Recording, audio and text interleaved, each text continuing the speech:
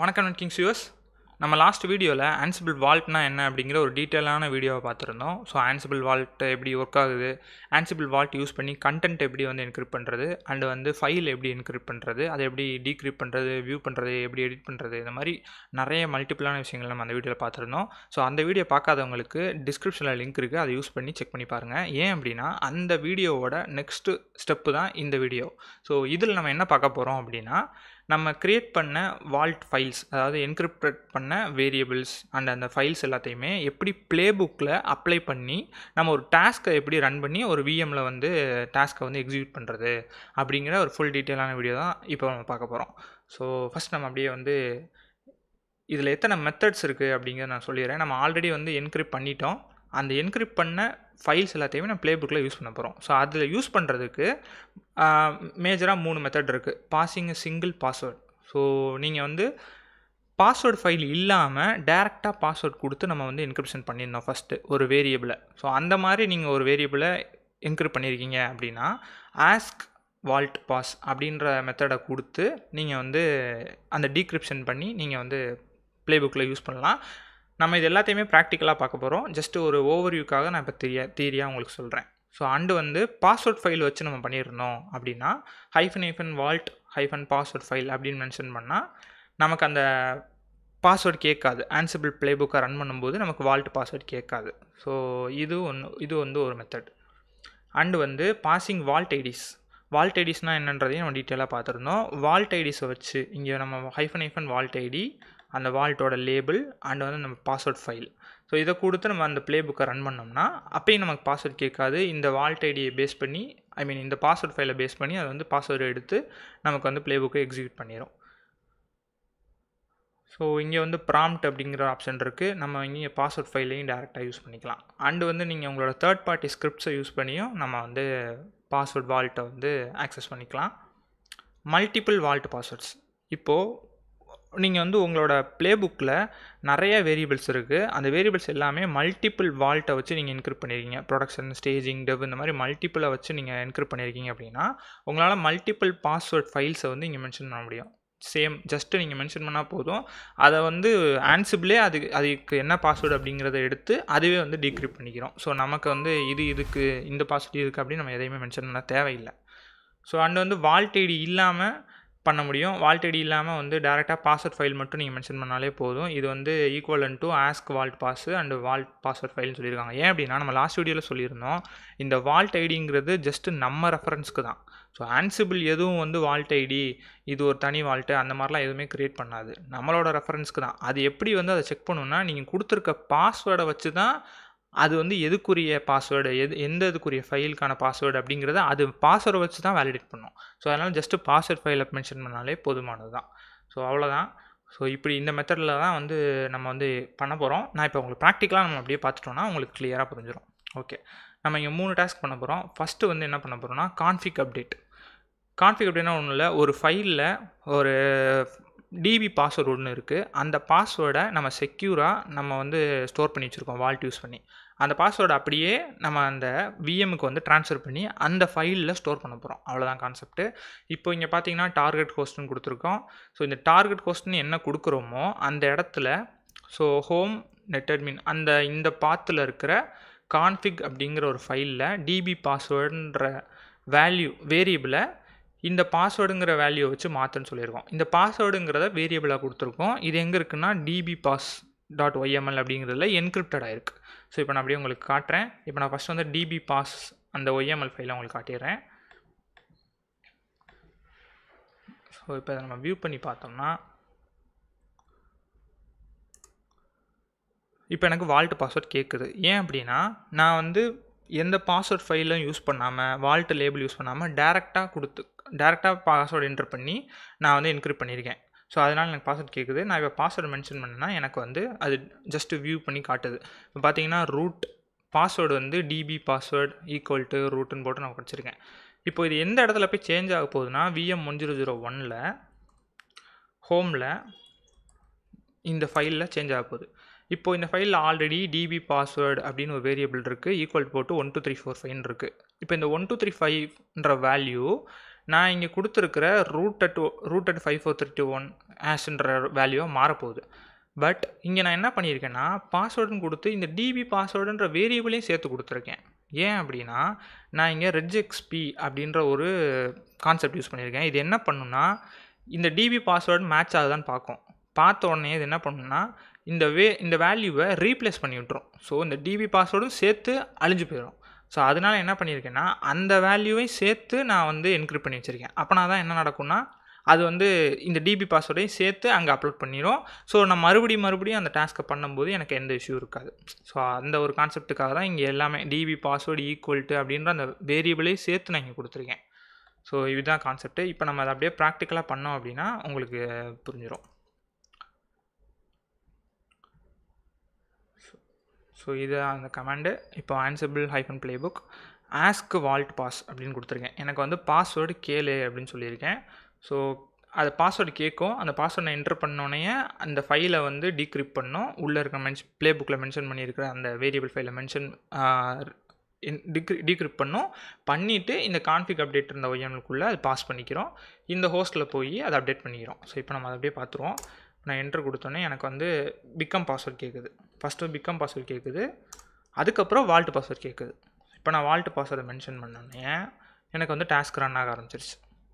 இப்போ இந்த Walt password தப்பாக இருந்தாலோ இல்லை வந்து ஃபைல் வந்து இந்த பாஸ்வேர்டை வச்சு என்கிரிப்ட் ஆகலை அப்படின்னா நமக்கு எரர் வந்துடும். இப்போ பார்த்தீங்கன்னா சேஞ்சு வந்து 1ன்னு வந்திருக்கு.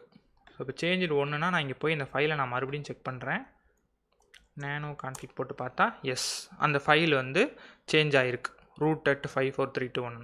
நான் அந்த டிபி பாஸ்வேர்டை முன்னாடி அங்கே போட்டதுக்கு காரணம் இதுவும் சேர்ந்து அழிஞ்சிரும். மறுபடியும் அது கிரியேட் ஆகும்போது இதோட சேர்ந்தே கிரியேட் ஆகிரும். ஸோ அதுக்காக தான் அதை அங்கே மென்ஷன் பண்ணியிருக்கேன்.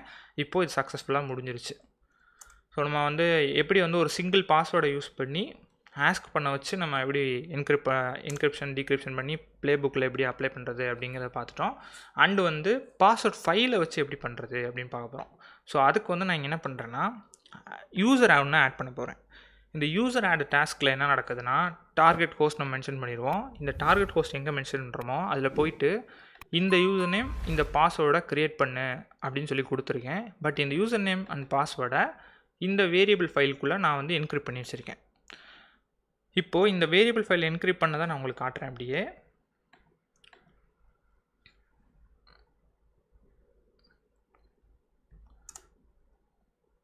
ஸோ இந்த இடத்துல என்கிரிப்ட் பண்ணியிருக்கேன். இப்போ நான் போயிட்டு வேர்ஸ் யூசர் ஓகே.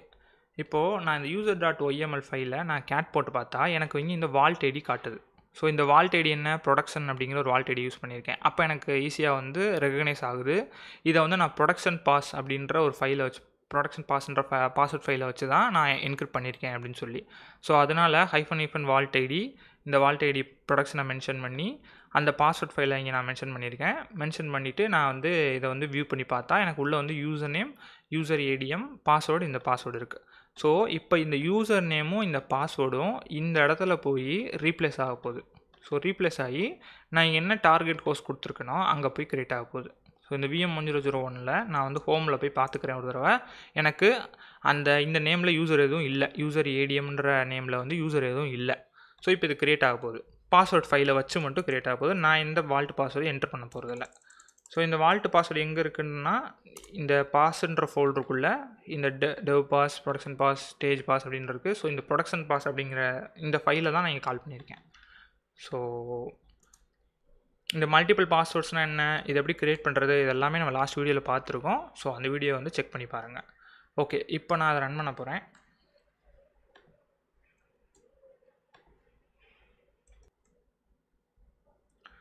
ஸோ இப்போ நான் இங்கே போட்டிருக்குது என்னென்னா ansible -playbook -vault id production pass ஃபோல்டரை கால் பண்ணி அந்த ப்ரொடக்ஷன் பாஸை வந்து நான் இங்கே மென்ஷன் பண்ணியிருக்கேன். அப்புறம் ஆட் யூசர் அப்படிங்கிற அந்த ப்ளேபுக்கை கால் பண்ணுறேன்.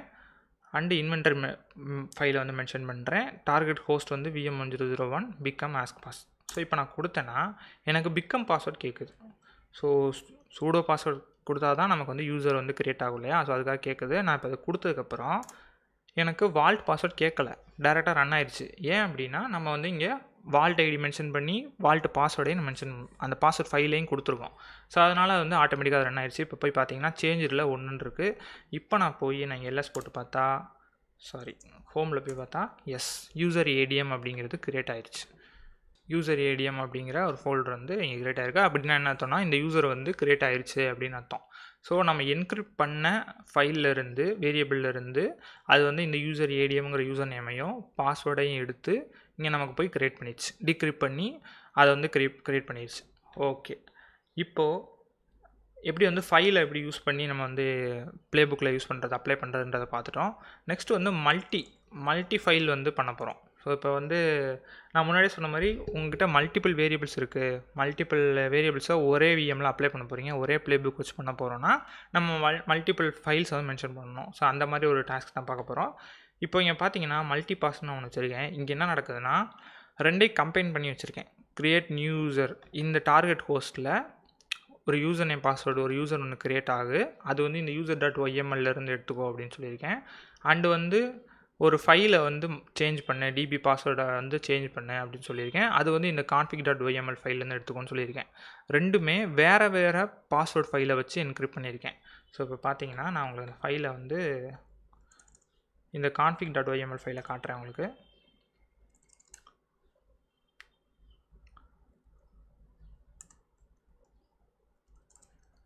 ஸோ என்கிட்ட 2 ஃபைல் இருக்குதுன்னு சொன்னேன் இல்லையா. இப்போ பார்த்தீங்கன்னா config.ymlன்ற ஃபைலு ஸ்டேஜ் அப்படிங்கிற ஒரு வால்ட் ஐடி யூஸ் பண்ணுது. user.ymlன்ற ஃபைலு ப்ரொடக்ஷன் அப்படிங்கிற ஒரு பாஸ்வேர்ட் ஃபைலை யூஸ் பண்ணுது. ஸோ இப்போ இதில் என்ன இருக்குது அப்படிங்கிறத நீங்கள் பார்த்துருங்க. config.yml சேம் அதே மாதிரி db பாஸ்வேர்டு =root@1234 இருக்குது. அண்டு வந்து user.yml ஃபைலில் யூசர் ஏடிஎம் admin@1234 இருக்குது. இப்போ நான் இதை என்ன பண்ண போகிறேன்னா VM1002க்கு இதை வந்து செட் பண்ண போகிறேன். ஸோ இப்போ பார்த்தீங்கன்னா ஃபஸ்ட்டு வந்து ஹோம் ஃபோல்டரில் அந்த யூசர் ஏடிஎம்ன்ற ஃபோல்டர் இல்லை. அண்டு வந்து கான்ஃபிக் அப்படிங்கிறதுல டிபி பாஸ்வேர்ட் 12345 இருக்குது. ஓகேவா. ஸோ இப்போ நான் இதை எக்ஸிக்யூட் பண்ணேன் அப்படின்னா multiple password files multiple vault ID இருக்குது. அதை யூஸ் பண்ணி நம்ம என்கிரிப்ட் பண்ண போகிறோம். எக்ஸிக்யூட் பண்ணி நம்ம வந்து டாஸ்க்கை கம்ப்ளீட் பண்ண போகிறோம். அதுக்கான கமெண்ட் இதுதான். இப்போ பார்த்தீங்கன்னா Ansible playbook -, vault ஐடின்னு போட்டு ஃபஸ்ட்டு வந்து இந்த ப்ரொடக்ஷனுக்கான இதை போட்டிருக்கேன். நீங்கள் வந்து இந்த ஆர்டர்லாம் மாற்றி போட்டாலும் ஒன்றும் ஆகாது. நான் முன்னாடி சொன்ன மாதிரி பாஸ்வேர்ட் ஃபைல் தான் மேட்ரு. ஸோ இப்போ இந்த ஃபஸ்ட்டு இந்த ப்ரொடக்ஷன் ஃபைலுக்கான அந்த பாஸ்வேர்ட் ஃபைல் கொடுத்துருக்கேன். அண்ட் ரெண்டாவது அப்படியே ஸ்பேஸ் விட்டு -, vault id ஸ்டேஜ்னு போட்டு ஸ்டேஜோட வால்ட் ஐடி போட்டு ஸ்டேஜோட ஃபைலை மென்ஷன் பண்ணியிருக்கேன். அது வந்து இந்த இதுக்கான டிக்ரிப்ட் பண்ணுறதுக்கான ஃபைல். அண்டு வந்து -i போட்டு இன்வென்ட்ரி மென்ஷன் பண்ணியிருக்கேன். டார்கெட் ஹோஸ்ட்டில் 1002ன்னு மென்ஷன் பண்ணியிருக்கேன். And become pass. ஸோ இப்போ நான் என்டர் கொடுத்தேன்னா எனக்கு become பாஸ்வேர்ட் மட்டும் கேட்குது. நான் அப்படியே என்டர் கொடுக்குறேன். ஓகே, இப்போ எனக்கு வேறு எந்த பாஸ்வேர்டும் கேட்கல. ஸோ இப்போ 2 different variable files 2 different vault password ஃபைல்ஸை வச்சு என்கிரிப்ட் பண்ணப்பட்ட ஃபைல்ஸ் வந்து அப்ளை ஆகுது. இப்போ இங்கே பார்த்தீங்கன்னா சேஞ்சில் 2ன்னு வந்திருக்கு. அப்போ 2 டாஸ்க்குமே ரன் ஆகி முடிஞ்சிருச்சுன்னு அர்த்தம். இப்போ நான் இங்கே இப்போ ஃபஸ்ட்டு வந்து ls ஹோம் போட்டு பார்த்தா எஸ் யூசர் ஏடிஎம் க்ரியேட் ஆயிடுச்சு.